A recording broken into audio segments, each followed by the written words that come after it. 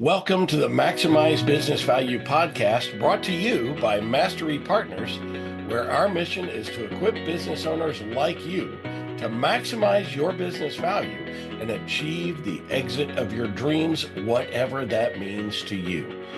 With insights gained from over 100 business transactions, we share real-world strategies, lessons, and expert advice to help you build long-term, sustainable value in your business.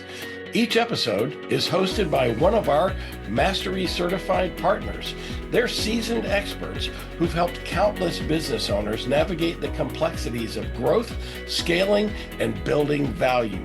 They bring first-hand experience, actionable insights, and a passion for helping you build a business that thrives. So let's dive in.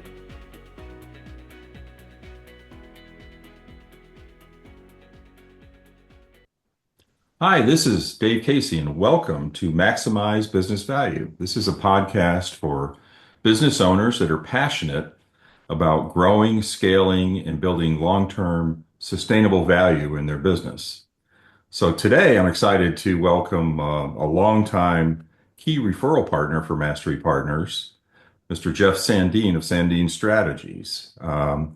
We've worked together for years supporting mutual clients. And we're always grateful for his partnership and his wisdom. So, Jeff, welcome to Maximize Business Value. Hey, hello, Dave, and greetings to everybody in podcast land. How are you today? It's always a great pleasure to share a little bit of information on the Maximize Business Value podcast, and looking forward to the conversation today. Cool. So I know you've been on the podcast before with Tom hosting, but if you could just tell us a little bit about yourself and Sandene Strategies and kind of what you're all about. Yeah, sure. So Sandene Strategies was founded in 2005. 20 years ago, we're a full-service financial planning and wealth management firm. Everything we do culminates with our clients experiencing smarter outcomes in their planning process. Everything from the education and knowledge we bring in to the referral partners that we have, to the processes and procedures and specific financial strategies that we have. So we like bringing that experience to our clients and have a lot of fun doing it. Oh, that's super.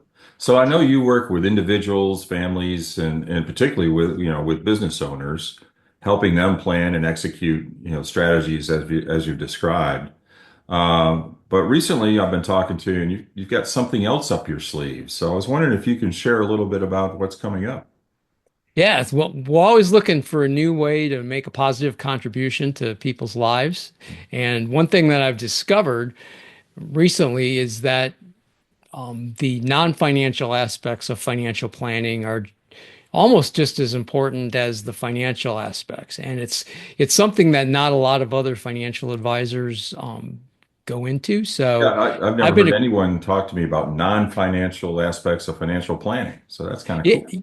Yeah, I mean, so if you think about anybody that's leaving the workforce, whether they're a corporate employee retiring or more specifically a business owner selling their business, they spend a lot of time on the business and the exit dollars. But they don't really think through what happens when they no longer have their business from a sociological and psychological standpoint. Oh, yeah. So I'm exploring the different outcomes there. That's cool because of course I went through that. I did work for a large corporation for a short period of time. And when I left there, it wasn't very emotional because I wasn't close to retirement or anything. But I had my own company for over 20 years. And I guess when I left that company, it was a little bit, not probably as dramatic as some people, because I stayed on with the firm that I sold it to for a time. But when I actually left and never went in, we didn't stop going to the office, I guess that was a bit of a change. And Yeah. I think, is that what you're describing? Just kind of Yeah. So I mean, void or what you feel? yeah. So Exit Planning Institute did a study of business owners post exit. And they talked to owners 1 year after their sale and found that 75% of business owners profoundly regret selling their business. And it's because they've lost meaning and purpose in their lives. It wasn't that they missed the work. They just missed the whole environment, it sounds like. Just Yeah, and surprisingly, it had nothing to do with the amount of money that they received in the transaction. I mean, there were wow. people that received a life-changing amount of money, but they still felt um, depression and just a sense of loss 1 year Wow. later. Yeah. Well, that's certainly something. I mean, I know when we work with business owners, we try to prepare them for that. And I've got to say, some are maybe better prepared than others. But I think if your dream is I'm gonna stop working, 80 hours a week and play golf, that's probably too abrupt a change for most people to Yeah. adjust to. There's only so many tea times, right? And Yeah. I mean, certainly a person's life will include things like that. Yeah.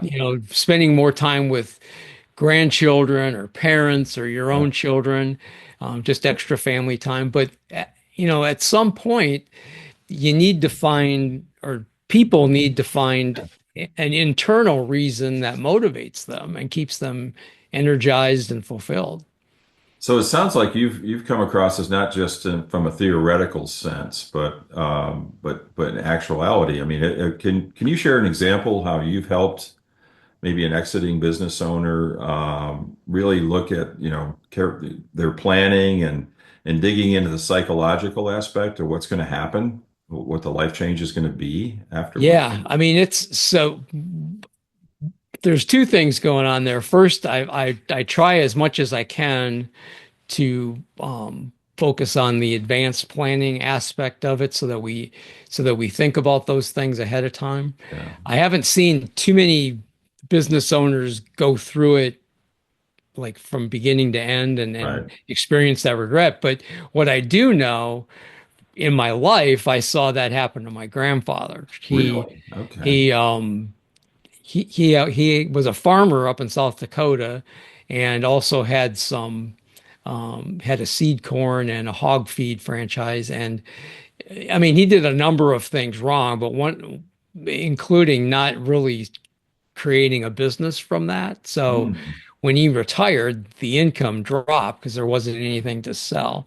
But in Wow. addition to that, he um, he didn't really have a social network that didn't include people that he knew from business, whether Sure. they're Sure. customers or suppliers or other people. He just so when he retired, that social network dried up too, and Wow. Wow. yeah, it was just not good. And he didn't have a lot of outside interests. He only had a high school education, so he didn't never really developed a mentality for lifelong learning, Yeah. intellectual curiosity, those types of things. And I think the more you can um, plan for that type of thing to keep you going mentally as well as socially and financially, it'll make a big difference, after the business owner sells Yeah, their. I've seen it firsthand with a couple of my friends that probably both ways. Ones that had a business, worked in it very hard, sold pretty successfully, but they had a plan after the plan. They really were. Um, they actually got a second home that was closer to their grandchildren, and they spent some time there. And they travel quite a bit, so they don't seem to be at a loss for anything to do. In fact, I've just spent this weekend with that guy, and he's like, "Yeah, I got plenty on my plate." He said even though he's not doing what he used to do, Yeah. still has a lot to do. It Well, feels like he has a lot to contribute, I guess, too. Which see, is that's great. I mean, because what we were talking about earlier with golf and grandchildren and, Mhm. bingo on Tuesdays. I mean, it's not hard to stay busy, but that doesn't necessarily Yeah. give a person purpose. So Yeah, that's I think true. that's the piece that I'm thinking people will find ways to to kill time, but Yeah. I mean, will it give them the satisfaction and fulfillment that they had from running their business is the question I'm trying Yeah, to. and that's to me, that's it's I think it's so unique that you're doing that because that again, when I think of financial planning and wealth management, it's kind of that cut and dried, okay, what's my portfolio going to look like and how much risk am I going to take and all that kind of stuff. But it sounds like when you work with people, it kind of goes way beyond just the nuts and bolts of financial planning. Yeah, I mean, at the end of the day, that aspect of retirement is just a math problem, right? So, I mean, if all you wanted were numbers, like a target dollar amount, you could go to Fidelity's website and get Yeah. that. But Invest in there's, the 2030 fund or the 2050 fund or whatever. yeah. So, I mean, but I've got a process that incorporates six different elements to it, and this non-financial piece is one of them. The financial assets are another, but I Yeah. mean, you have to consider tax strategies, Hmm. estate planning strategies, risk management strategies, and really make sure that you're doing the right things inside the business to help you with your personal retirement plan as well. Yeah, and that's something again, we were together at the Business Transition Summit recently, and there were several of the presentations I saw regarding tax planning. And I think that's something people think, well, I'll have to plan for that after I retire and get this chunk of change. And that's probably the worst thing you can do is Yeah. wait, you know. Once you have that check, there's not much tax planning you can do. No, except write the check for taxes, maybe. That's your plan. So pretty wild. So what do you think is the most rewarding thing? And you've been doing this for 20 years, so I mean you've built a heck of a business and a clientele. So what's the most rewarding thing that you do in working with your clients? Well, I mean, that's a really good question, and I believe that I initiate communication within a household, Oh, and I've seen because I'll always involve spouses, not just if it's a male business owner, we'll have his wife, right. and we'll talk about things, and when we talk about the life planning aspect of it, many times it comes out that they have a different idea of what retirement's going to Yeah. look like, right? Yeah. And One that may not it's have a been voiced yet.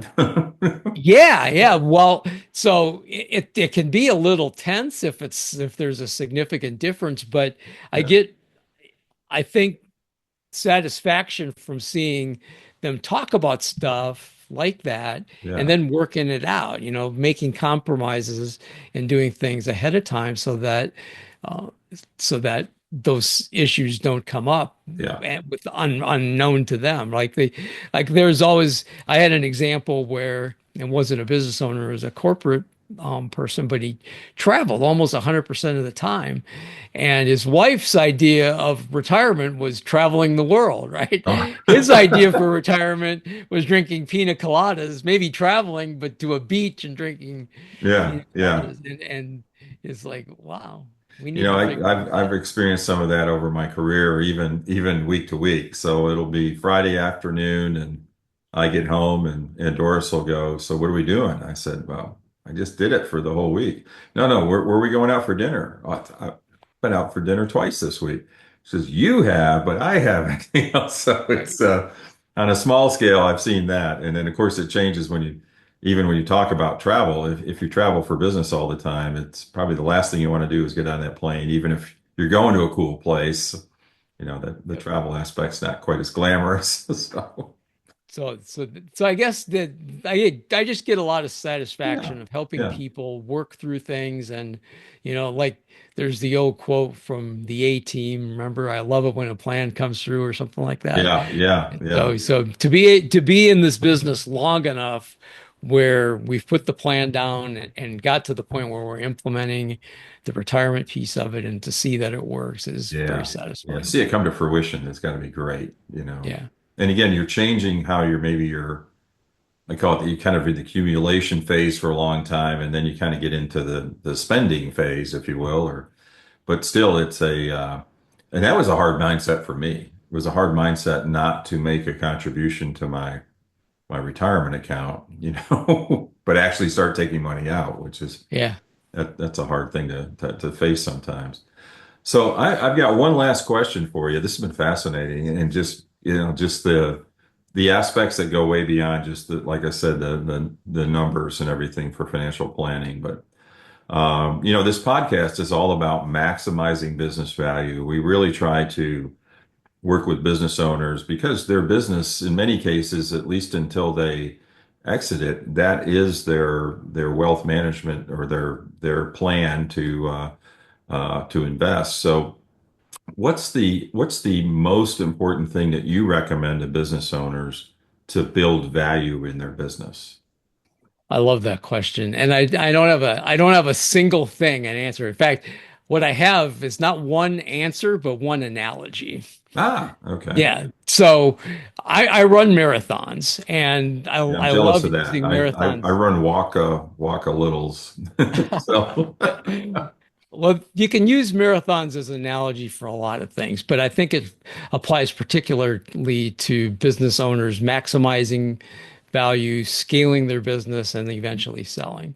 The first thing is you don't wake up one morning and decide you're going to run a marathon. Now, and same holds true for business owners. You don't wake up one morning and decide you're going to just sell your business, you're done. I mean, I've yeah. seen business owners try that before and it doesn't work very well. No, those are guys we like to talk to because it didn't work. Well, the second thing is if you decide you want to run a marathon, you wake up, you're going to put a plan together, but all you've been doing is running 5Ks. The plan you had for running 5Ks won't work for your marathon training. So you need a new and better plan. And that would hold true for a business owner that has been running their business and now they're trying to scale it and sell it. That old plan is not going to work. Yeah, yeah, And the third piece is if you're going to run a marathon and have never done that before, it's probably a good idea to surround yourself with people, runners who have done it, maybe even a coach who's run multiple marathons and trained people on how to train for marathons. Because the business owner, or I might be a good 5K runner, but on my own, I may not be a very good marathon runner. And same would hold true with the business owner. They're good at yeah, running their business, but they've never sold a business before. So why not hire an expert that's been around the track a few times and you stay in your lane yeah. and surround yourself with owners. So it's really the analogy has three parts, and that is think ahead, get a better plan, and hire experts. So that's my piece of advice for Super. business Yeah, owners that is today. awesome. And I can see where that applies in many aspects for a business owner too. It's just not one person's advice. Maybe you need to be seeking. You need a team really of folks to help you Absolutely.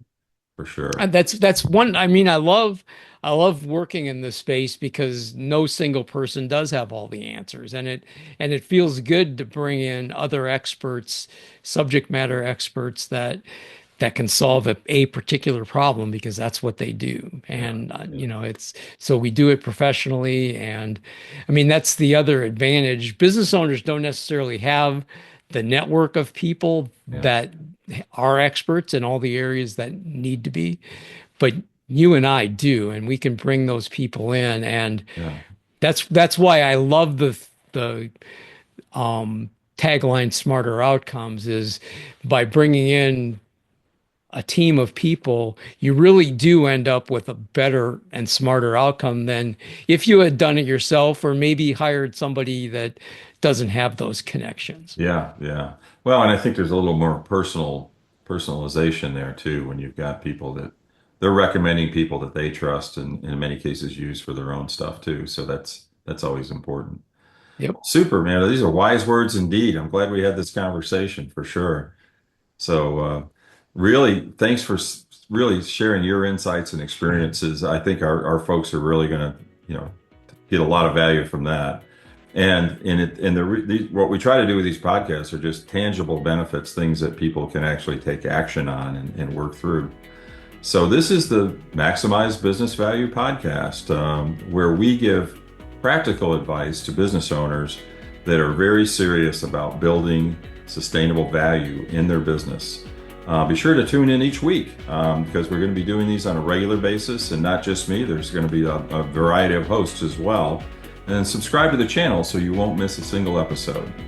So this is Dave Casey. We'll see you next time. Thanks for joining us for another episode of the Maximize Business Value podcast. I hope today's conversation sparked new ideas on how you can continue driving value in your business. But remember, it's not just about listening. It's about taking massive action. Visit our website, masterypartners.com, for more resources. Grab a copy of any of the books in the Maximize Business Value series on Amazon or via the links below. And don't hesitate to reach out if you want to know how to apply these concepts to your business. So until next time, I'm Tom Bronson, reminding you to relentlessly execute while you maximize business value.